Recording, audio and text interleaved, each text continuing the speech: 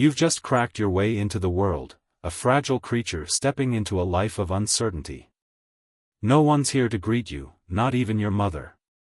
She laid the egg and vanished, leaving you to figure things out on your own. Dodo parenting isn't exactly nurturing, it's survival of the clueless. You tumble out of the shell and onto the soft ground. Standing feels like an impossible task. Your stubby legs wobble like bent twigs, and after a series of faceplants, you finally manage to balance. Wobbling forward, your tiny, useless wings flap for stability. It's not pretty, but it works. Your first mission, food. You spot a berry on the ground, peck at it, and, success. Sweet, mushy, and exactly what you need. With your belly full, you realize you've mastered the essentials of life: walk, eat, repeat. It's simple, and for now, it's enough. Weeks pass. Your legs grow sturdier, and you've stopped tripping over yourself. The forest, lush and brimming with berries, seeds, and roots, becomes your playground. You've developed a knack for finding the ripest food, and, strangely enough, you've started swallowing small rocks to help your stomach crush tougher bits. It's weird, but it works. Occasionally, you bump into other young dodos. You sniff each other, stare blankly, maybe let out a random squawk, and then part ways. Dodos aren't big on teamwork. You're all just trying to eat as much as possible and hope for the best. Who needs friends when you've got berries? Time passes, and the scrawny creature you once were is now a plump, round bird. Life is good. Food is abundant, predators are non-existent, and the concept of danger is as foreign as flying. Your days revolve around eating, napping, and eating again. Your wings. Still useless. But who needs flight when everything you want is within reach? Exploration takes you to new corners of the forest, though it's mostly more of the same: trees, roots, berries. Every now and then, you stumble across something fascinating, like a particularly big rock or a leaf shaped like a bird. It's not thrilling, but it's enough to keep life interesting. Yet, there's an odd stillness in the air. A faint unease you can't quite place.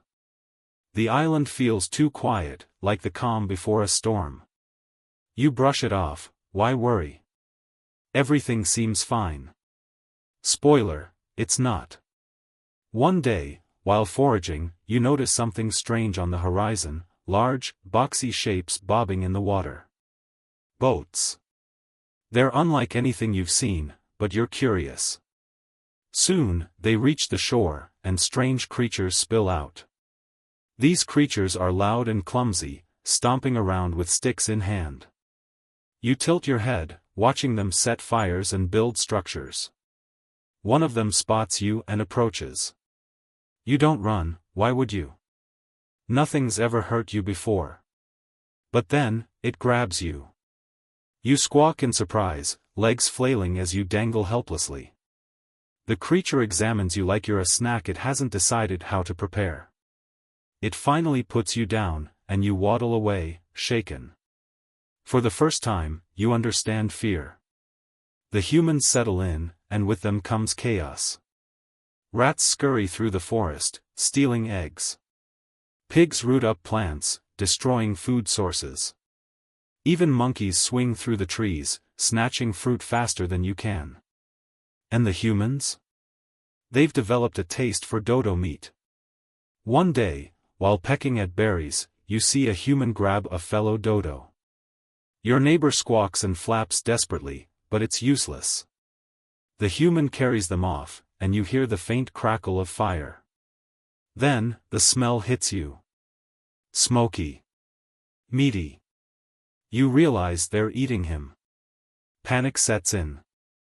The forest, once your sanctuary, is now a battleground. Food grows scarce as the humans and their animals take over. Your simple life of walking and eating becomes a daily struggle to survive. Weeks blur into months. The forest is quieter now, emptier. Every day, there are fewer dodos. You hide more than you forage, your once plump body growing thinner. The humans and their chaos leave you with nowhere to run. One day, you realize you're alone. Truly alone. No squawks in the distance, no familiar faces at the berry bushes. The forest feels smaller, lonelier. You wander through the desolation, pecking at scraps and remembering how life used to be, before the boats, before the humans. Eventually, even moving feels like too much. You find a quiet spot, shaded and still. The sun warms your feathers as you rest, breathing deeply. For the first time in a long time, you feel calm. The forest rustles faintly, and shadows shift around you. But you don't react. You're too tired. You close your eyes, letting the world fade away. And just like that, the dodo is gone. But the humans don't forget you. You become a symbol, a reminder of what happens when nature is pushed too far. For a bird that never flew, your story soars through history, a cautionary tale etched into humanity's memory forever.